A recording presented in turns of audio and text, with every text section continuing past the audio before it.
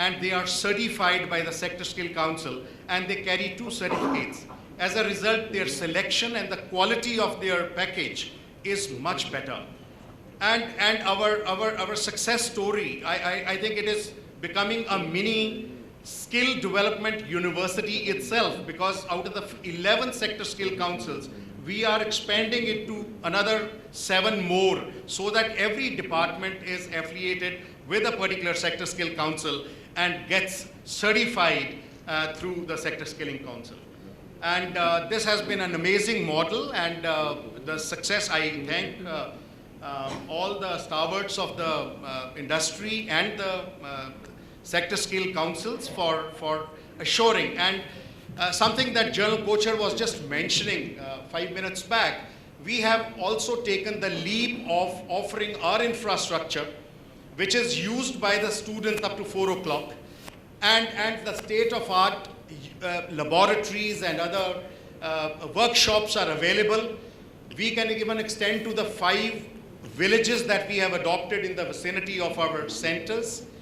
And we have tied up with Videocon, which has set up a state-of-art communication lab within our infrastructure. This is a huge investment made by Videocon, and so much is the investment equally made by the campus, so that we create that excellence. Our students earlier used to go to BSNL Rajpura to learn on a particular RF engineering and so forth.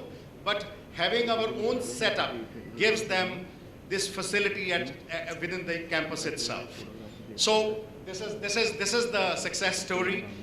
Thank you once again for the opportunity, and great participation here, and best wishes to all. Thank you.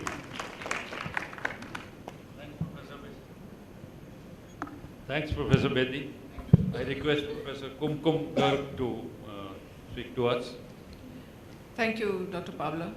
And at the outset, I'd like to thank TSSC, General Kocher, General Dipinder Singh, and his whole team for inviting me here to share my thoughts on how I look at skilling India, digital India, and so on.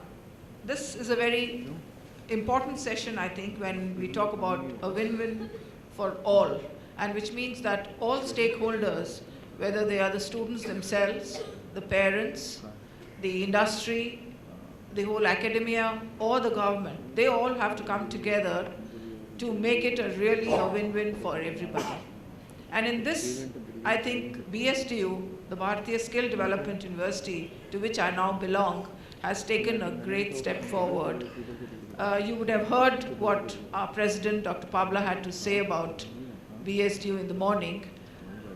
I'd just like to add a few points here to emphasize on what exactly we are doing and how exactly we'd like the other stakeholders to come forward and really make this a win-win for all. So what I'm trying to say is that we as an academic institution, and let me share with you that I've been talking engineering for the last 40 years. I was at IIT Roorkee before this, and with Manipal University, Jaipur after that. But within the 1 year that I've been at the Skills University, I've learned so much about skills and how they override what all we have been doing in engineering, or what we've not actually been doing in engineering, and where we actually went wrong. And this is where skills comes in. But skills education can only happen when, first of all, the industry comes forward and takes a big step towards helping our students get the right skills.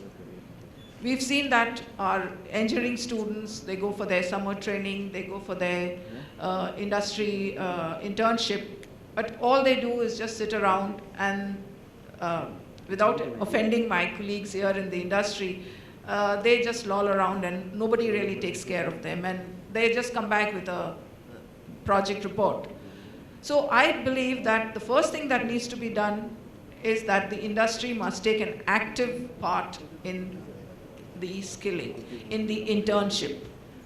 They have to give the students real projects, help them use whatever equipment they have, whether it's a machinery, whether it's a computer, whether it's a telecom institute, whatever, telecom industry, whatever. So unless the industry comes forward wholeheartedly, like it is being done in Europe, you would all know that Europe is a part of the world where skills and apprenticeship is given its due. And that is where we at BSDU have come from these skills that are given in Switzerland, in Germany. Those countries have taken a very, very proactive role. The industry has taken a very proactive role in skilling the students, whether they are from the 9th standard onwards or wherever. So, number one, I would like to emphasize that the industry must really come forward to help in really skilling our students and making them job ready for themselves, for their own selves. And the second most important thing, I believe, and what I've seen over the 1 year that I've been in BSDU, is that parents who are also major stakeholders have to also get the right mindset and send their students for BWalk courses. Right now, I find that as soon as their ward does a 12th standard, parents want to send them to engineering colleges. Because they believe, I think that the BWalk degree or the vocational degree is not really at par with engineering. I'd like parents to come forward and say, yes, if my ward has to be employable, then he or she must be job ready. And to be job ready, he or she must have the skills.